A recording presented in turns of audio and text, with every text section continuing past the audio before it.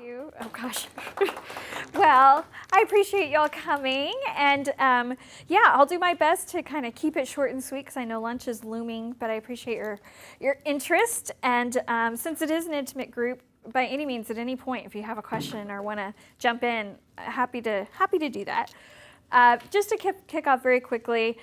Essentially, I'm in a really unique place. The Center for Brain Health, we've been doing research now. It's been running since 1999. I myself have been there since 2000. Came in as a graduate student and never left. But we're really fortunate because we've learned so much in the context of our research that now we're able to kick off this Brain Performance Institute as well. So kind of side by side doing research as well as being able to now offer programs, evidence-based programs, and deliver services to folks there. So it's great. We've really extended our reach.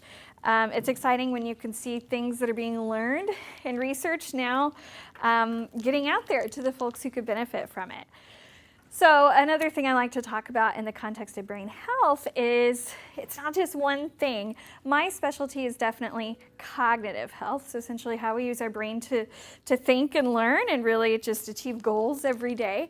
But we also do a lot of work kind of side by side with folks who are experts in psychological health, social health, but ultimately what we're really passionate about is how can we really help people see gains in terms of real life function. So, y'all, I'm sure saw the title for this talk, which was Think Smart. You may have noticed the SMART was in all caps. There's a reason for that. We'll talk about that. But one of the things, especially since it's a small group, I'd love to ask y'all, young and old, can answer this question. What would you guys say that it really means to be smart? If you were asked that question, either for yourselves or if you know kids that are out there, what do you think they might say? Reasoning skills, abstract reasoning. Okay, yeah. Any other thoughts about what does it mean to be smart? Yeah. Being able to adapt to whatever stimuli is coming your way. Yeah, okay.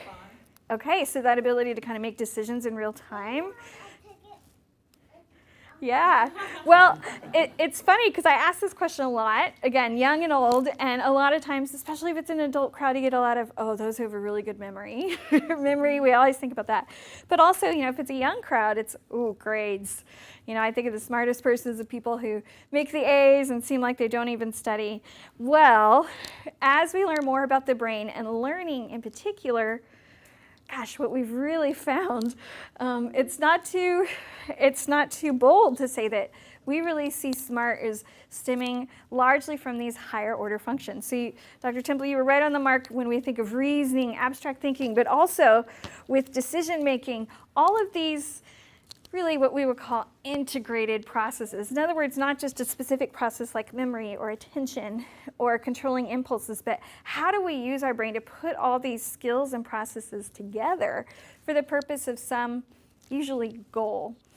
And it's interesting because these darn frontal lobes, as somebody who's now spent 17 years researching brain injury in kids, we have learned so much not only about brain injury, but also just brain development in typical kids. And it's these darn frontal lobes that are really important as we think of a child and an adolescent.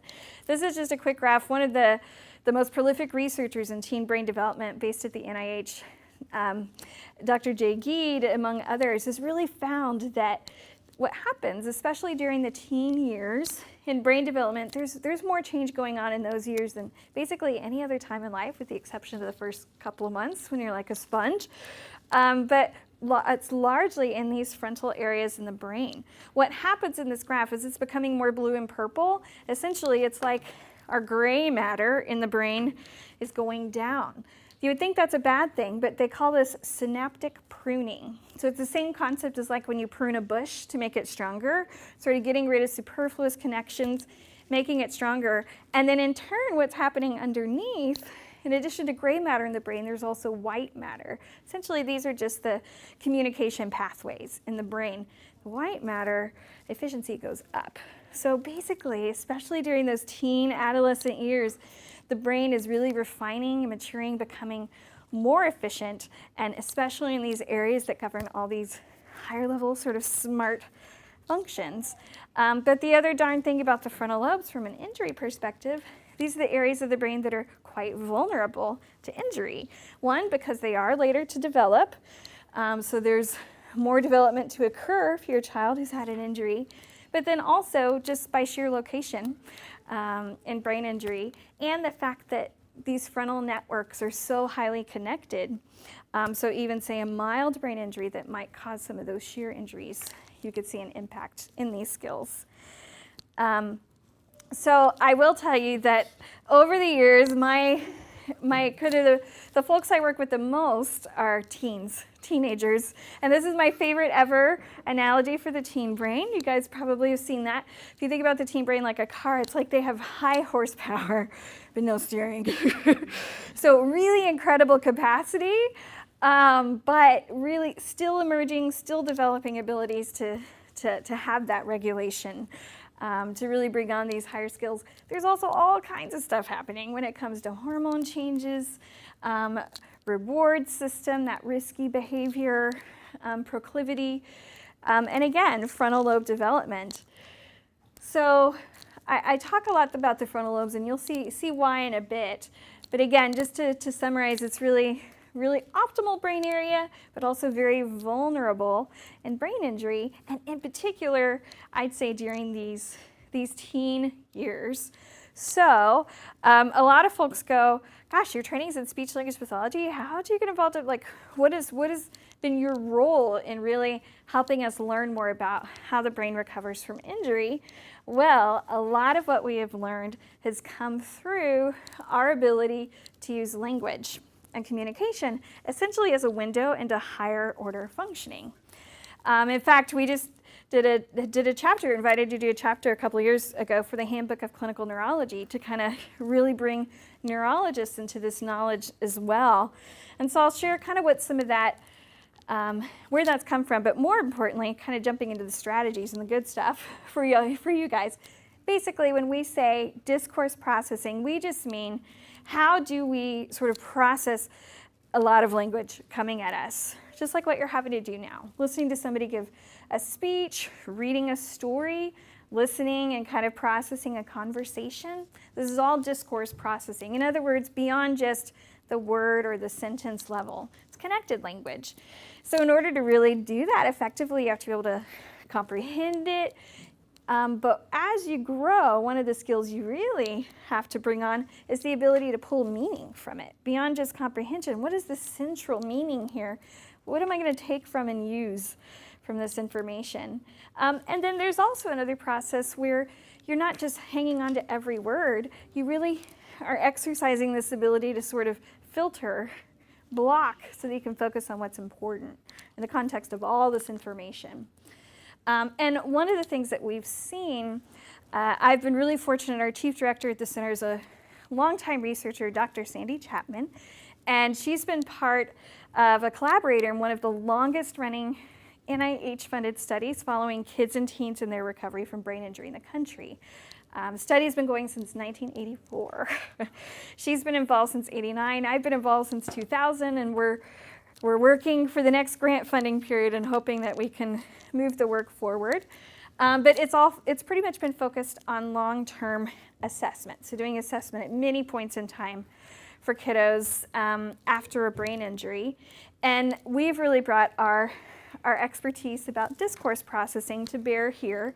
And what we've seen is that using measures like this, really asking people to take and process a lot of information, can be a lot more sensitive to some of the longer term challenges for kids with TBI than some of the more traditional measures, whether they be language or even in some cases some of the neuropsych measures.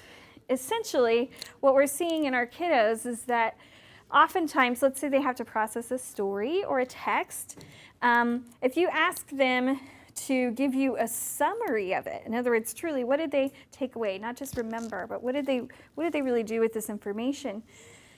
Oftentimes, they're going to maybe give you less. But really what you see oftentimes is disorganization.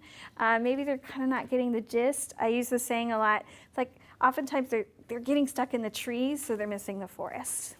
And a lot of times we see a strong association between some of these challenges and lesions or impact to these frontal areas. in the brain.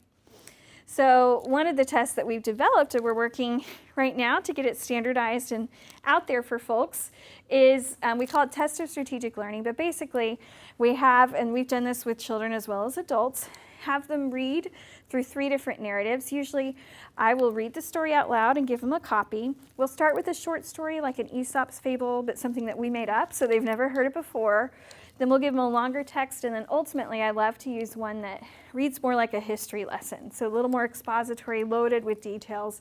And what we do, instead of just asking them to retell it, after we read it, we take it away and we ask them to summarize it for us. And for most kids, I'll give them an example of what we mean by that. So essentially, I'm asking them for a shortened version of it that's in their own words. So just giving me the important information and not the unimportant details. Okay, and it's wonderful because this does engage different processes in the brain, because you're having to exercise some synthesis of information. You're having to transform the information, put it in your own words, and you are having to show that ability to kind of focus on what's important and leave out what's not. We'll also, after they give a summary, ask them simply, okay, so what's a lesson that we can learn from this? Or maybe for an older student, what's the take-home message here, right? And then we can follow up with some more standard sort of reading comprehension questions, the who's and what's of the story, maybe even some inferencing like why or how questions about the character, their intention. One of my favorite pieces, though, that can be really revealing for a child with brain injury is I like to pull out statements from the text and simply ask them, okay, is this important for understanding what it's all about, or is this an unimportant detail, right? So really having them, it's a different kind of critical thinking. Essentially, instead of treating everything as equally important, let's really evaluate it in light of the whole. So really putting all this together, I'll share just one of the studies we published here. We've done several. Essentially, when you kind of have our kids with brain injury relative to their non-injured peers, we really saw these sorts of measures bringing to light some of the challenges that were definitely impacting them in their academics, and in some cases even their social and other sort of communication-based interactions. But what was so interesting was they did great when it came to answering questions about it, So they really were able to attend, recall, and code the details, but they weren't transforming them. They weren't able to really take them and process them at a level that would truly afford that longer-term retention and understanding. Does that make sense? Okay. So essentially, we really found time and time again this construct, again, instead of just probing them for memory and recall, but having them do something that's going to engage this more kind of top-down thinking, more that reasoning or abstract thinking, that's where we really started to see those challenges come out. And in some of the cases, we even found kiddos that were essentially operating with almost like a cut and paste style to learning. So in fact, they oftentimes would rely very heavily on their memory and actually spit back verbatim phrases. So when you ask them to give them a summary, suddenly they're using some of the exact phrasing, but it's in pieces. It's really not making sense as a cohesive whole. So they're working so hard to remember it, they're not really thinking about it. Does that make sense? And gosh, this translates well above and beyond students with brain injury. You can see a lot of students kind of take on some of these, and in the end, what happens is that they lose it, right? They really haven't processed it in a way that's going to allow them to keep that information and use it.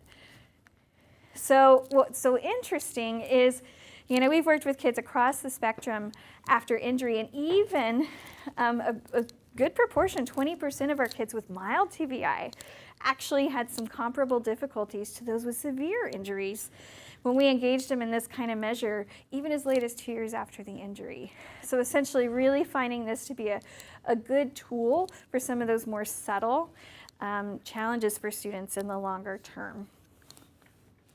And we've even looked at the relationship to other standard measures of cognitive function, like tests of working memory, so your ability to really hold information and use it in real time. So as we've learned more about this, I want to get to the good stuff before lunch. As we've learned more about this, considering that we're clinicians, we want to know how can we translate this into strategies. How can, given this knowledge about kind of these ineffective, inefficient approaches they're using, can we give them cognitive strategies to help them engage this top-down approach? And the good news is yes. And in fact, one of our biggest initiatives has been equipping teachers, classroom teachers, with these strategies just in their general education practices, which has been really remarkable. So let me kind of clue you into how this translates. I know this sounds provocative, but going top down, again, it's about how can we allow them, before they get stuck in the details, let's really equip them with the skills to pull out the big picture first. And you're seeing this a lot in the context of cognitive rehabilitation nowadays. So this more strategy-driven approach, so equipping individuals with strategies to manage and perform daily tasks, as opposed to maybe a more classic bottom-up approach where you're just training a discrete skill. So it's exciting to see how this is really coming full circle. So we really pull from this concept of strategic learning. Again, this ability to kind of drive with the gist, exercise your blocker, filter so that you can focus, all this kind of terminology. And there's a lot of research in cognitive science that's showing that we're actually wired to be better gist thinkers than we are detail thinkers.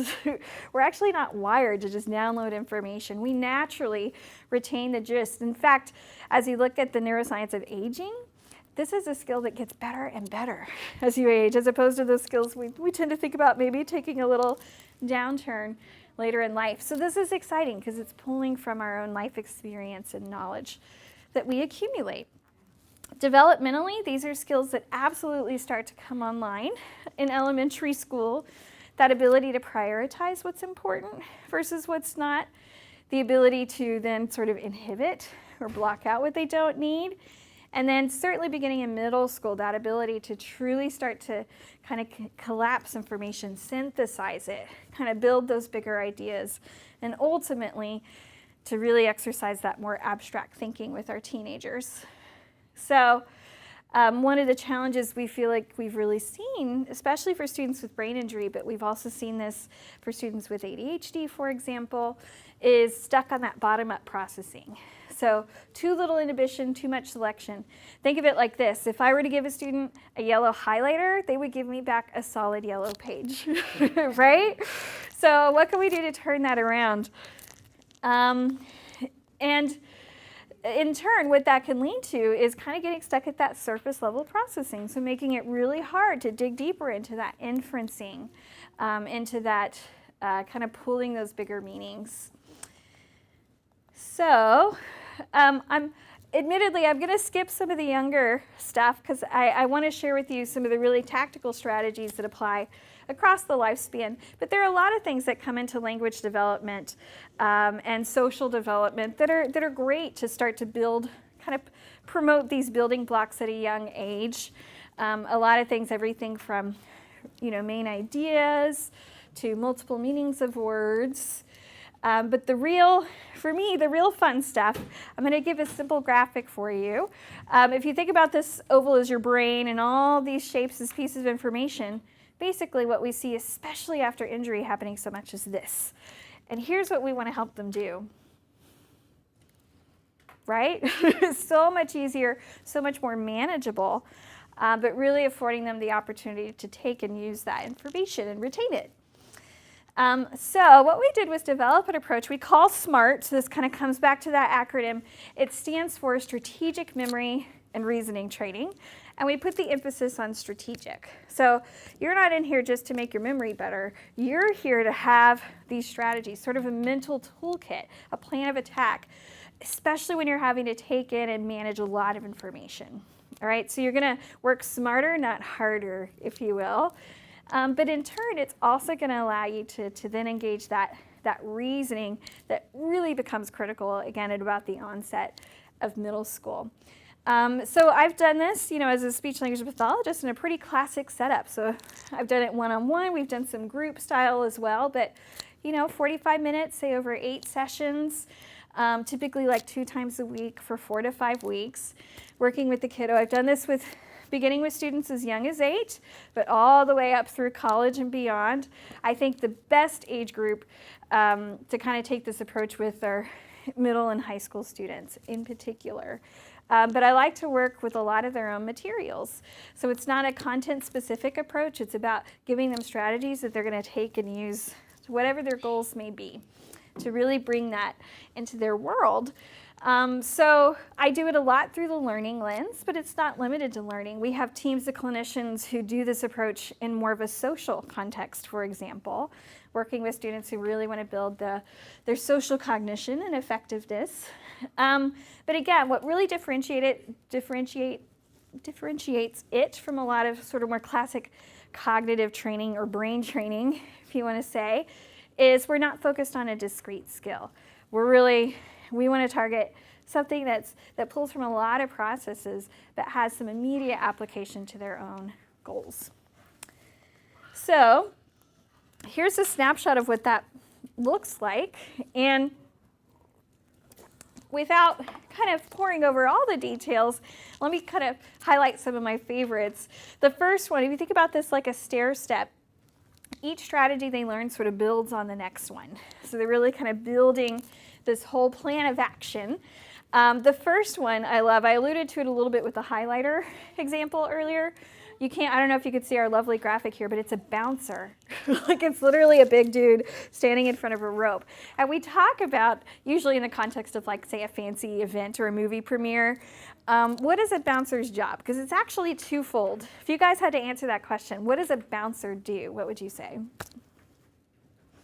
Lets the people in who are supposed to get in and keeps the people out who are supposed to stay out. You hit on both of them, exactly. Not only is he the guy with the list, letting important people in, but he's also the guy who has to keep out the folks who don't belong or kick them out if they got in in the first place.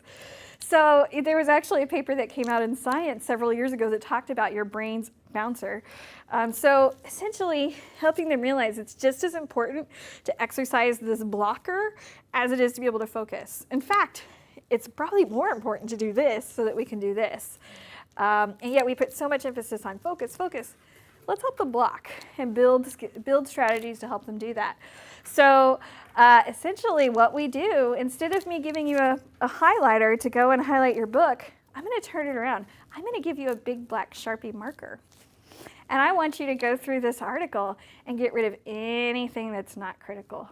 It's scary at first. Sometimes I'll just use a pen. So you can put it back if you need to. But essentially, I have seen so many light bulbs go off for students that are just overwhelmed with language or information, just don't know where to start. Kind of giving them permission to exercise this kind of critical thinking can really be transformative. Because it doesn't take long before they realize, oh yeah, that's some super specific facts that we don't need to know. Or, really emphasize what's your goal at hand. Your goal is to write an essay about Nero, and you've got this whole source you have to work with. So let's go through and basically get out anything that's not in line with that goal. So it's a wonderful tool to help them, again, sort of minimize so they can maximize. But then we take it from there. One of my next favorite ones up the ladder is called manage. We use this term we call trigger words. So basically, think about a student who's reading. Instead of just passively reading, I'm going to ask you to do two things as you go. One, I want you to chunk it. Very scientific word here. I want you to kind of figure out, instead of thinking about this as one big burrito, how can you divide this into chunks? Kind of take it a chunk at a time. Identify those sections, those topic shifts. But more importantly, I want you to assign a word to it, something that you came up with, a word or a phrase that's going to help you remember what that chunk was all about. I use the analogy, this is like a way of giving your brain like a file folder with a label for when you file it away in your head. What does that mean? When you need to retrieve it 2 weeks later for the test, it's organized, it's there, you pull it out. They're not just thrown in the drawers and then you hope you can find it when you need it. So essentially it's an organizational strategy for when you're taking the information in. The other thing, we talk a little bit about inferencing explicitly, especially for students with brain injury. This third step of uncover can be really critical, especially if they're having a hard time with sort of black and white thinking. So allowing them the opportunity to understand what it means to read between the lines. But then I love it really for students at large, the concept of what we call customize. How important it is to make information your own, to put it into your own words. Honestly, just as a student this day and age, this is an absolute must kind of skill. Anytime they have any kind of writing assignment, it's going to be essentially put through a plagiarism checker nowadays, just because there's ubiquitous access to information online. So what most students do is they'll go in and maybe just try to find a synonym for each word, right? And then they come up with a sentence that just really doesn't make sense. So in order to truly effectively customize, you have to kind of take a step back and think about, what does this whole sentence mean? Not what's another way to say this word? What's another way to describe this concept? It really starts to get them to think more about concepts than words. Which is exciting. We also like to engage a lot in metacognition at this stage. In other words, have them rate how well they customize something. So we could show them a sentence and then have them customize it and see, kind of evaluate. How different is it? Did I keep the idea the same? Or did I just do maybe this with the sentence, which a lot of students will try. So it's a great way to start to get them thinking about their own thinking and how well they did that.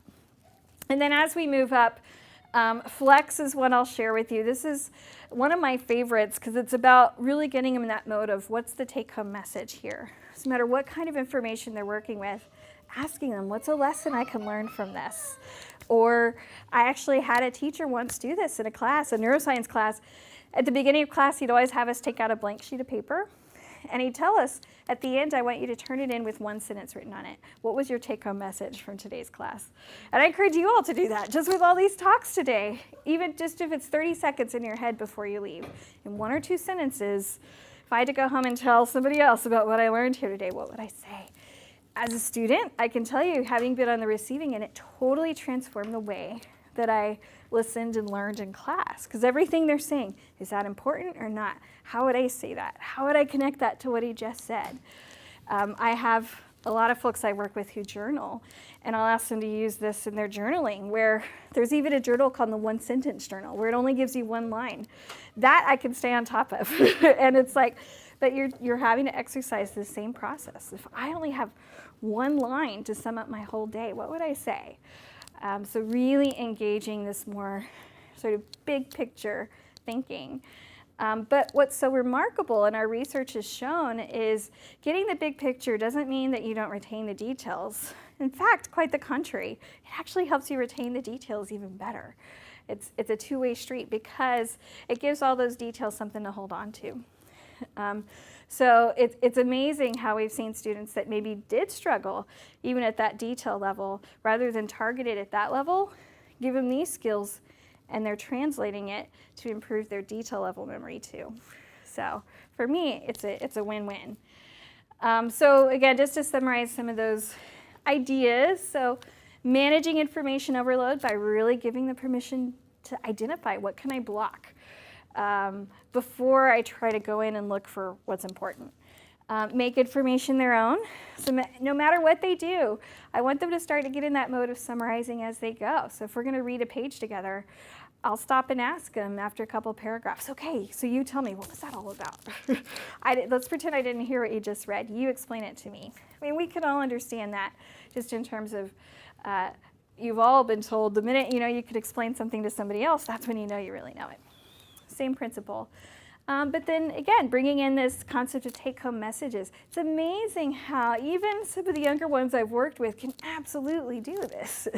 It's really incredible how it pulls from some of those inherent strengths we have when it comes to sort of how we soak in information. But ultimately, it's about helping them see both the forest and the trees, and in turn, really be able to do something with it. So for those of you who like the research, here's one that I published a few years ago, specifically working with adolescents after injury. And they ranged from some kids who had severe injuries, down to those who were more in that mild category. But they were randomized into either receiving this approach or a memory strategy approach. So a more classic approach. If I'm going to teach you how to make flashcards and do repetition and visual strategies, the difference is that that's very much about building detail level memory or rote memory, as opposed to what we were doing, which was about that more gist or reasoning approach. And we did pre and post assessments. These are all folks that are at least 6 months post-injury, so no longer in that acute or post-acute stage, but more chronic.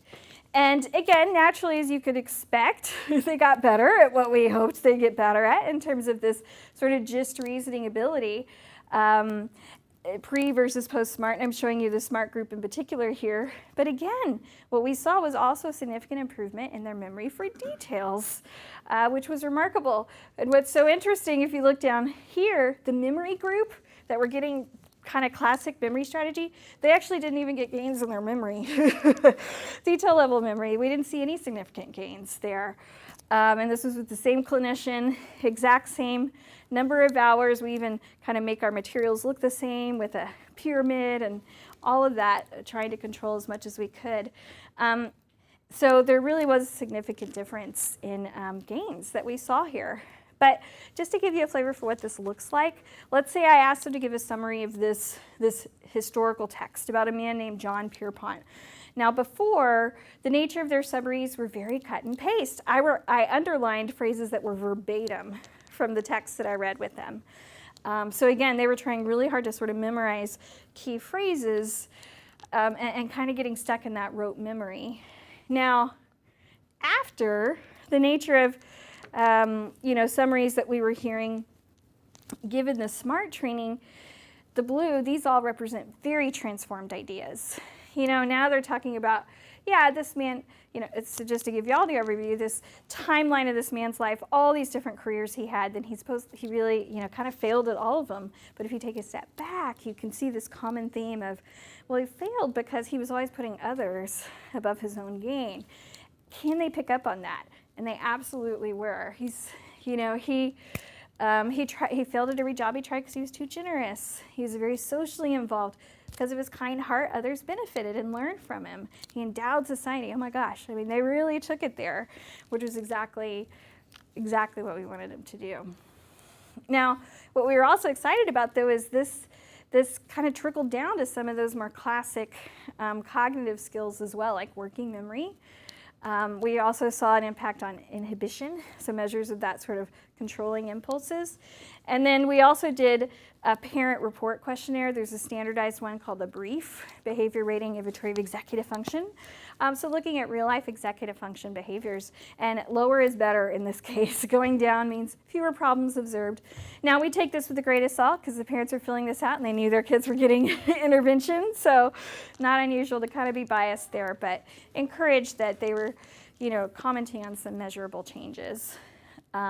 We've also taken this approach with students with TBI in a college context. We have a great partnership with our local community college in Dallas, and we're looking not only at reasoning, but also aspects of resilience, access to supports, things like that. And we've since translated this approach really with a lot of different populations, kind of tailored for their unique needs, whether it's children and teens with ADHD. In fact, every summer I coordinate something called Smart Camp, and teens converge on us for a week, and we get to run through not only kind of these academic-based strategies, but bring in a lot of the other creative applications as well. We've also looked at this in the context of adults and aging. Looking at the potential in working with adults with mild cognitive impairment to see if there's potential for, mitigating progression into Alzheimer's dementia or other dementias. But what's been really remarkable is seeing, again, not only improvements in these processes we're really hoping to affect change in, but also that trickle down to some of those other really frontal-driven processes. And honestly, my favorite is just to get parent feedback. And one mother I worked with of a 15-year-old, she said, honestly, what she was most excited about is he was now taking responsibility for his own learning. As opposed to do it for me, he put himself in the driver's seat. And that's exactly what frontal lobe development is all about. But certainly, as we want to kind of set them up for success in the long term. It's not to say he always remembered to brush his teeth. But we'll pick our battles. And then now we're even starting to translate this to, instead of a traditional one-on-one therapy environment, can we translate this to tele approaches, virtual approaches, and are seeing some parallel findings there, which is exciting for us. And if I may spend a few moments, I know I'm only going to spend 5 minutes here because lunch is waiting, but we also have to think about just the context we're dealing with students nowadays, right? This is the day in the life for most students, whether you've had a brain injury or not. Very, very split attention when it comes to learning and how we navigate the day in and day out. So we do really get real with families about, you even have to sort of give your brain a chance to do this kind of learning. And technology can often be the biggest culprit when it comes to sort of distraction and taking us out of that. So especially with teenagers, we also like to work a lot on strategies that are going to help them limit multitasking, limit distractions, especially when they need to dig in. So just kind of how can we be good stewards of our technology tools and really work with it instead of against it. And then we kind of bring them back to how the brain comes into the equation here. I'm going to share with you kind of, here's one of my take-homes, fun ones for y'all, is think about, we call these the brain powers of 2, 1, and none. So really helping individuals kind of find, from all the stuff you have to get done today, what are your 2 priorities? Again, we borrowed a saying, when you're hunting elephants, don't get distracted chasing rabbits. So what are your 2 elephants today? We literally have to-do lists that instead of just bullets, we have 2 elephants at the top and all the rest are rabbits. Great for those students who are, again, just treating everything as equally important and just tackling it sort of bottom up. This is kind of affording that planning process, but it's great for anybody. And then the brain power of 1 is about how can you tackle it one task at a time. So again, instead of having all the stuff at your disposal at once, let's really maximize. To give y'all an example, I work with a lot of student athletes, and we do interval training. You know, in the workout context, so like a high intensity interval. Let's bring this concept to your work. We're going to have a high intensity, let's say 20-minute interval where all your brain waves are on your Spanish homework. That means your phone is downstairs, your TV is off. You might even have your door closed with a sign on it that says, "Little brother, stay out." Whatever it is that normally distracts you, take it out of the equation for 20 minutes. But then your low intensity interval could be, hey, jump on Snapchat for 10 minutes. Jump on, give them permission to do those things that would normally be stealing their attention away. But then after, say, that 10-minute interval, you're back on. So essentially really serial tasking. When I have a student commit to trying this and then they come back and give me feedback, 9 times out of 10 they say, okay, instead of spinning my wheels for 3 hours, I was actually productive. I got done what I needed to do, but I had more time to do the stuff I actually wanted to do, which is the payoff to then try it again, which is great. So whatever we can do to sort of engineer our environment to minimize distractions. And then the last one, I think is really important for a student with brain injury who deals with a lot of cognitive overload or fatigue, is being very proactive in scheduling just even these little 5-minute brain breaks over the course of their day. We have carried this forward to our workplace. We call it the 5x5. Take 5 5-minute breaks every day before 5 o'clock. And what this looks like is, I'll give you my teen talk here for a minute. Put yourself on airplane mode. Basically, don't upload or download any information. Don't be scrolling. Truly just give your brain a break, unplug. And I'll give them this extra tip. Did you know that if you charge your phone on airplane mode or turned off, that it charges about 3 times faster? Think of your brain the same way. In order to really get the most out of your break, you got to unplug. But it only takes about 5 minutes then. You can also think about it as like, when you have a ton of stuff running on your phone, it gets really laggy. Sometimes all you can do is reboot. Reboot your brain. It only takes 5 minutes. But you have to be proactive. Don't wait until you hit a wall to take a break. So it can be amazing when it comes to helping you build endurance, kind of keep your battery life longer, stronger, longer. So when we think about working with students, it's about kind of shifting them from this left column in terms of their learning engagement to that right column. Being active, being able to go deep, kind of showing that transformed thinking, not just rote memory, and then having those more focused, productive, non-distracted intervals. And for those of you who may be clinicians in the audience, this is for you. So again, how can we bring this into their own world? How can we really make this a strategy-driven approach And then, even kind of the fitness analogy, it's a way of thinking. It's not just how you do your schoolwork. It could be, gosh, when you go to the movie and somebody asks you, hey, what was that movie all about? Instead of just starting to give them the play-by-play, start at the top. Really, the whole movie was about kind of how we could triumph in the midst of these really challenging situations. So, you know what I mean? Give it that big picture.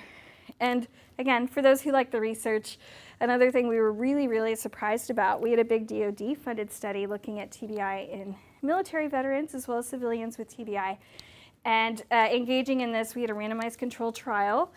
And what we found not only increases, again, in some of these cognitive aspects, but even spill over to some of the more mental health aspects. Some significant decreases in depressive and stress-related symptoms. And then we looked at brain imaging, functional brain imaging, pre and post, and even saw some significant differences in activation in an area that is really key for emotional regulation. So although we're talking about sort of information management, task management, these kinds of strategies, there's a lot of potential for them to really transform how an individual goes about their day-to-day.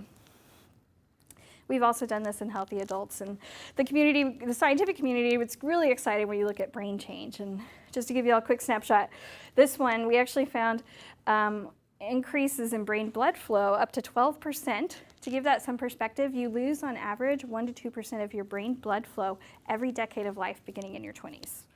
So to have a difference of 12%, and this was a 2-month period, is remarkable. So what I love as we work with individuals with injury is, the potential is immense in terms of how you can affect positive change in your brain, even if something's happened. Here's an individual who demonstrated significant improvement in white matter connectivity. White matter is so vulnerable in TBI, and this was in a key pathway between their frontal lobes and their temporal lobes. Huge what we can do just by how we use our brain. So a lot of people get really excited about that. And I come back to sort of teens and expectations nowadays in particular, and I think he hit the nail on the head. One of the most challenging things for anybody nowadays is just how do we navigate this universe of information, and how do we kind of stay sane in the midst of all of it, particularly for students who feel challenged in these domains. So to give them tools they can really apply and thrive in is exciting. So in the spirit of practicing what I preach, these are my take-home messages for you. Be proactive, not reactive. Really help them provide that long-term support, build big picture thinking, integrate to innovate, especially those of you who are involved in assessments and treatments. Again, there can be a lot of value in engaging them in these approaches that really integrate a lot of skills and challenge them in that way. And then ultimately helping equip them with strategies that are in service of meaningful goals, whether that be in the context of learning or managing their home finances or transitioning to civilian life after deployment. There's a lot of potential there. So thank you guys. A lot of folks we've worked with over the years, and always happy to share for those of you who geek out about the research. But also, if anybody just ever has questions or kind of wants even some more kind of direction on how can we integrate this with the populations we work with, I'm always happy to share. So thanks so much.